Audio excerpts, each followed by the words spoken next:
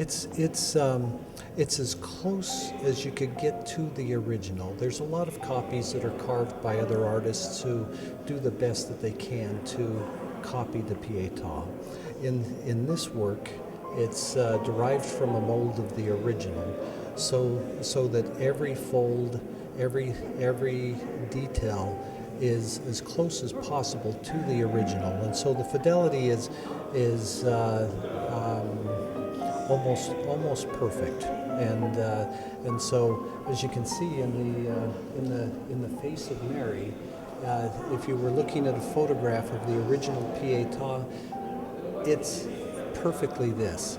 And same thing with the face of Christ. And you can see even the very fine details in the beard and the mustache have been faithfully replicated in this casting. And so, as well as the signature of Michelangelo here, which says Michelangelo Buonarroti of Florence fabricated this. And it's the only sculpture that Michelangelo signed, and he considered this his premier work. And when asked why he never signed another work, he said, if you see another work of art that's as finely done as the Pietà, it's my work. He was very proud of his work, and he was a proud man. But at the same time, even though he took credit for it, he gave at the same time all the credit to God. He says, my hands were directed by the hand of God. My hands were God's hands. My spirit was moved by God's spirit in creating this. And this is the work of God made through my hands. And one of the most beautiful, Michelangelo gets a lot of credit as a poet, or laced as a poet, first as a sculptor, second as a painter, third as an architect, and very few know that he was a beautiful poet as well. And he was a very profound thinker, almost a Christian mystic. And one of his poems that is my favorite, let's see if I can remember, it goes like this. It says, my eyes longing for beauty, together with my soul longing for salvation, have no other power to ascend to heaven than the contemplation of beautiful things. And that's what this sculpture is. It's the contemplation of a profound spiritual beauty.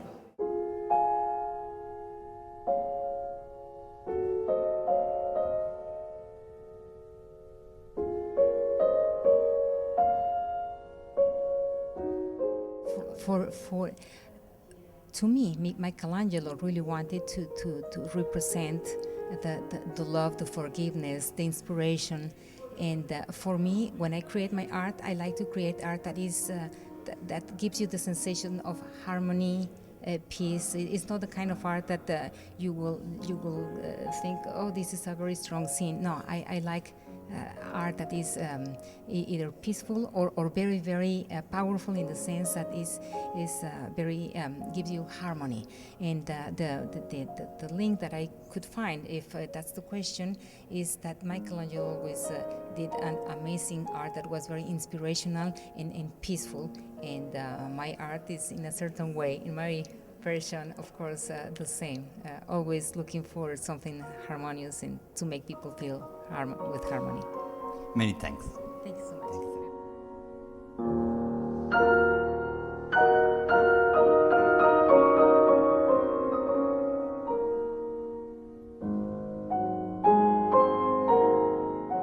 It's incredible the mission that they're on. They both have taken it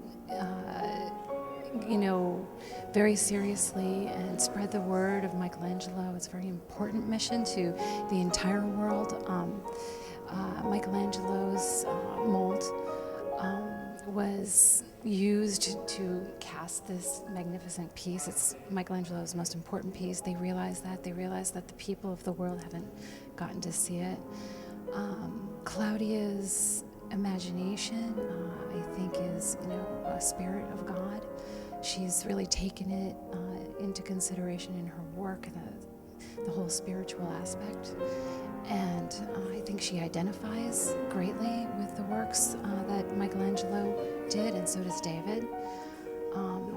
It makes me feel proud as an art dealer to help her reach her goals and reach, the goals of the art divine. It's a spectacular opportunity for everybody. The entire world gets to pilgrimage towards, something that they can't achieve if they can't get to Italy. So I'm proud to be part of it. Many thanks.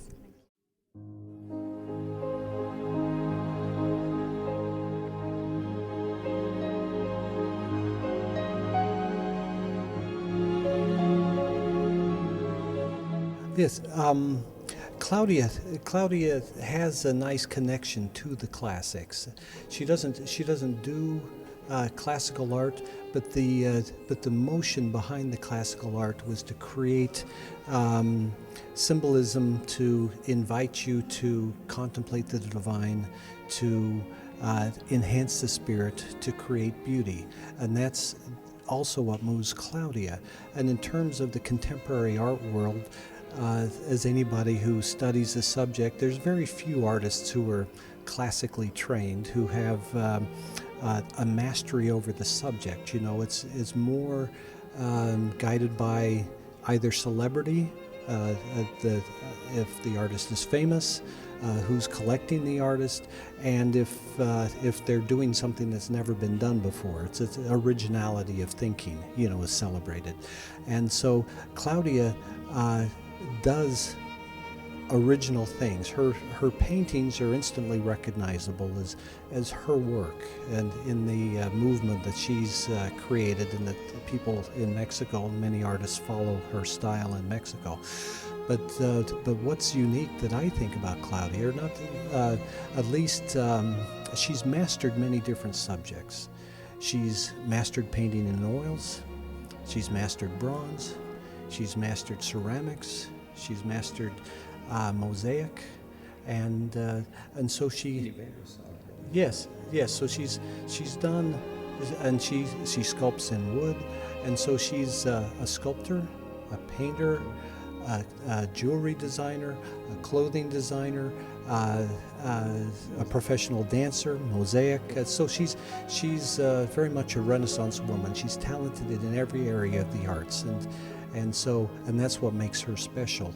And underneath it all is a through her work moves the profound mystical basis of all great art, which is to inspire and to create a sense of awe and wonder and an appreciation of the beauty that can flow through a master.